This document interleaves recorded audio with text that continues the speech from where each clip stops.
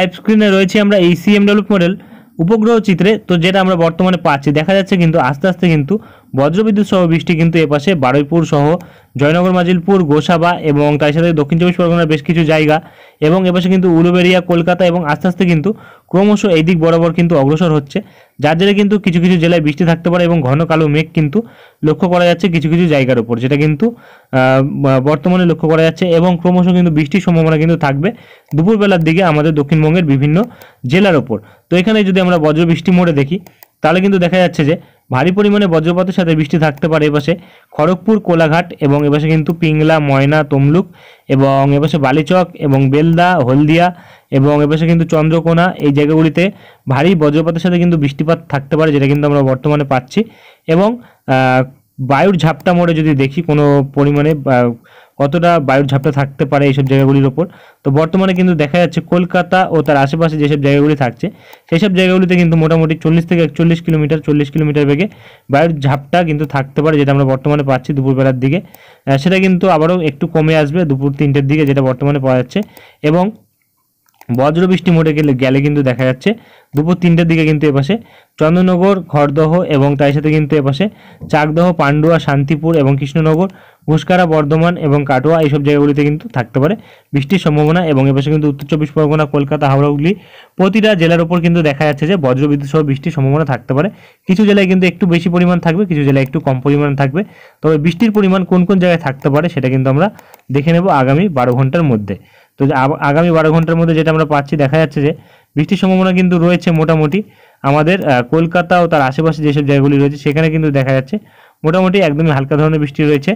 এবং এপাশে কিন্তু হুগলির দিকে কিন্তু দেখা যাচ্ছে মোটামুটি কিন্তু 10 মিলিমিটার এবং এপাশে কিন্তু শান্তিপুর, বর্ধমানের দিকে মোটামুটি অর্থাৎ নদিয়া ও এপাশে পশ্চিম বর্ধমানের দিকে কিন্তু 13-14 মিলিমিটার বৃষ্টি থাকতে পারে। তেমন কোনো ভারী বৃষ্টির সম্ভাবনা কিন্তু এই মুহূর্তে লক্ষ্য করা যাচ্ছে না। তবে আগামীকাল যদি আমরা দেখি তাহলে কিন্তু আগামী 24 ঘন্টার মধ্যে দেখা যাচ্ছে মোটামুটি কিন্তু কলকাতা, উত্তর চব্বিশ পরগনা, হাওড়া এবং দক্ষিণ চব্বিশ পরগনা, পূর্ব পশ্চিম মেদিনীপুর এবং এপাশে নদিয়া ও হুগলির ওপর কিন্তু মোটামুটি বৃষ্টি থাকার সম্ভাবনা রয়েছে, যেটা কিন্তু 13 থেকে 20 মিলিমিটার অবধি হতে পারে।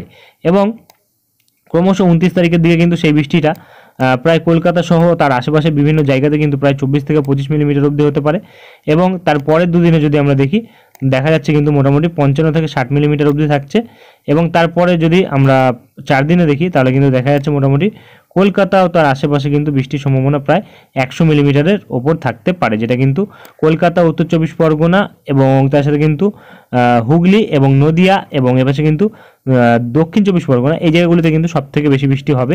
এবং এপাশে কিন্তু মুর্শিদাবাদ এবং এপাশে কিন্তু আমাদের পূর্ব বর্ধমান, পশ্চিম বর্ধমান এবং তারপরে যদি দেখি বাঁকুড়া, পুরুলিয়া এইসব জায়গাগুলিতে কিন্তু মোটামুটি বৃষ্টি হবে 40 থেকে 50 কিলোমিটার কিলোমিটার নয়, মিলিমিটার অবধি। এবং মুর্শিদাবাদের দিকে কিন্তু একটু বেশি বৃষ্টি হবে 70-80 মিলিমিটার অবধি। এবং এপাশে কিন্তু মালদার দিকে বৃষ্টি হবে, যেটা কিন্তু আমরা বর্তমানে পাচ্ছি আগামী 4 দিনের মধ্যে, আগামী 4 দিন নয় 29 তারিখ থেকে পরের 4 দিনের মধ্যে দেখা যাচ্ছে প্রায় 90 মিলিমিটার অবধি।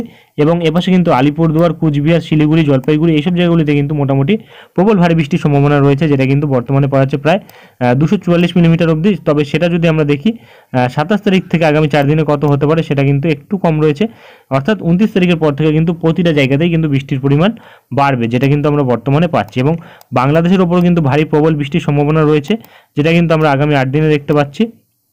ঢাকা, তার পাশে কুমিল্লা এবং ময়মনসিংহ, এর পাশে সিলেট এইসব জায়গাগুলিতে কিন্তু মোটামুটি 300 মিলিমিটারের উপর বৃষ্টি হবে। তবে ঢাকা ও ময়মনসিংহ এবং কুমিল্লার দিকে কিন্তু 150 থেকে 200 মিলিমিটার বৃষ্টি থাকতে পারে। অপরদিকে খুলনা, বরিশাল, কুমিল্লা, চট্টগ্রাম এইসব জায়গাগুলিতে কিন্তু মোটামুটি 130 থেকে 170-80 মিলিমিটার বৃষ্টি থাকতে পারে।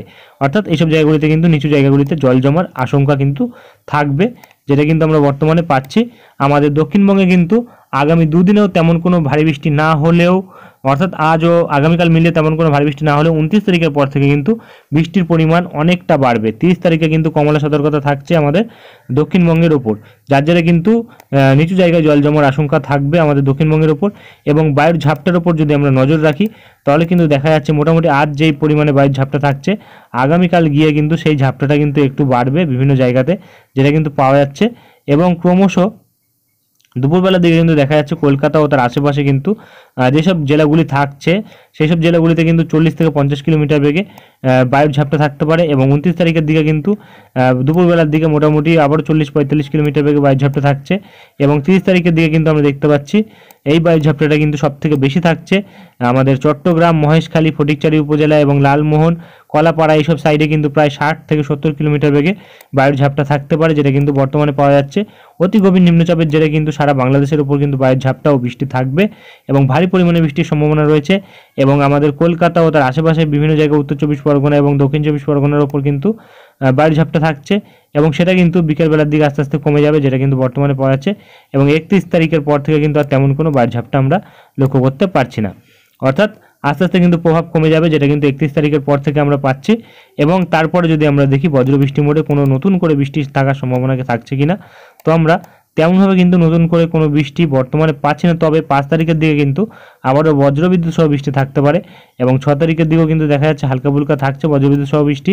7 তারিখের দিকেও কিন্তু দেখা যাচ্ছে হালকা ফুলকা বজ্রবিদ্যুৎ সহ বৃষ্টি থাকতে পারে এবং 8 তারিখের দিকেও কিন্তু বজ্রবিদ্যুৎ সহ বৃষ্টি থাকছে এবং জায়গাগুলিতে কিন্তু তাপমাত্রার পরিমাণ কিন্তু অনেকটা বাড়বে, যেটা কিন্তু আমরা বর্তমানে পাচ্ছি। এবং প্রায় 9 তারিখের দিকে কিন্তু 38 ডিগ্রি তাপমাত্রা পৌঁছে যাচ্ছে এবং 10 তারিখের দিকে কিন্তু আবারও নতুন করে বৃষ্টির সম্ভাবনা রয়েছে, যেটা কিন্তু বর্তমানে পাওয়া যাচ্ছে।